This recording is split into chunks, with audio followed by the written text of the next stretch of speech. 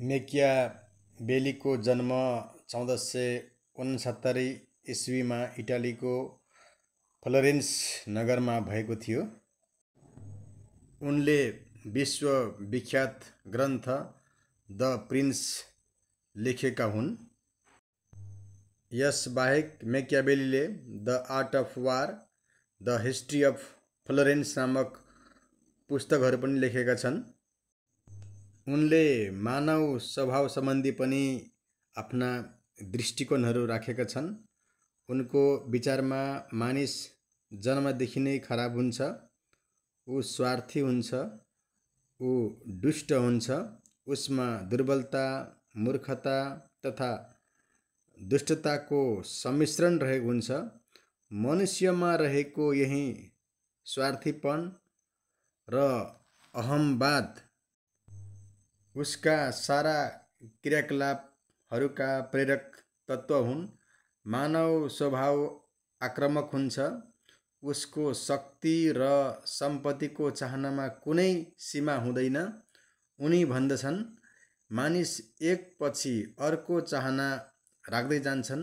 पहिले उनीहरू आफूलाई अरूको आक्रमणबाट सुरक्षित पार्न चाहन्छन् र त्यसो हुनासाथ अरूमाथि आक्रमण गर्दछन्।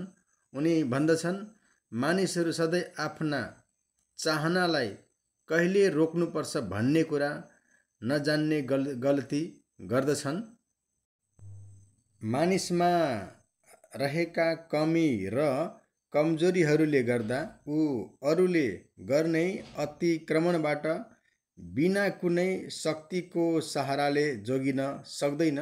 उसको यही अवस्था नै राज्यको शक्ति हो र यसैका आधारमा सरकार खडा हुन्छ। एउटा बुद्धिमान शासकले आफ्ना नीतिहरू यही पूर्वकल्पनाका आधारमा बनाउनु पर्दछ कि मानिसहरू सामान्यतया खराब हुन्छन्। Men are in general bad. मानिसमा सम्पत्ति र आत्मसुरक्षाप्रति अति ज्यादा चासो हुन्छ। तसर्थ एउटा सफल शासकले जहिले पनि अरू सबै कुरा छाडेर सर्वप्रथम मानिसको जीवन र सम्पत्तिको सुरक्षालाई प्रथम प्राथमिकता दिन सक्नुपर्दछ।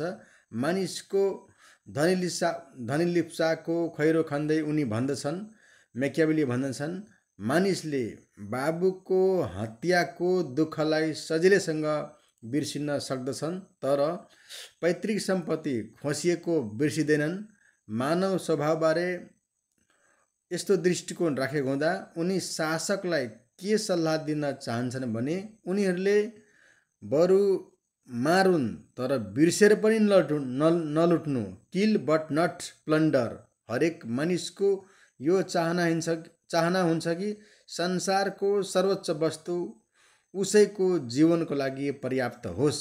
यस भावनाबाट प्रेरित भएर मानिसहरू सधैँ प्रतिस्पर्धा र सङ्घर्षमा लागेका हुन्छन्। एउटा सफल शासकका लागि लभ र फियर, प्रेम र त्रास यस्ता प्रभावकारी हतियार हुन् जसको प्रयोग गरेर उनीहरूले जनतालाई आफ्ना वशमा राख्दछन्।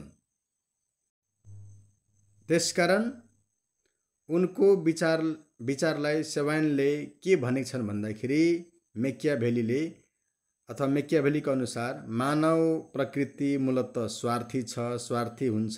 त्यसैले राजनेताले निर्भर गर्नुपर्ने प्रभावकारी उद्देश्य अहमवादी हुनुपर्दछ। जस्तै जनसाधारण सधैँ सुरक्षा चाहन्छन् र शासक सधैँ शक्ति।